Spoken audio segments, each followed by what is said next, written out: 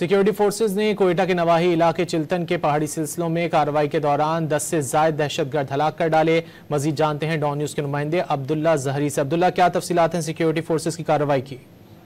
जी बिल्कुल, ये कोयटा का नवाई इलाका है कोई चिल्तन, जहाँ चिल्तन के पहाड़ी सिलसिलों में सिक्योरिटी फोर्सेज को इत्तला मिली है कि दहशतगर्दों की जानिब से कैंप्स कायम किए जा रहे हैं। ताम इस मौके पर सिक्योरिटी फोर्सेज ने रात के कार्रवाई का आगाज किया और आज सुबह तक ये कार्रवाई जारी रही। कार्रवाई के दौरान सिक्योरिटी जराये के मुताबिक 10 से ज्यादा दहशतगर्द मारे गए हैं, जिनकी लाशें इस वक्त कोई चिल्तन के पहाड़ी सिलसिलों में मौजूद है। ताम सिक्योरिटी फोर्सेज ने इलाके को इस वक्त मुकम्मल घेरे में लिए रखा है।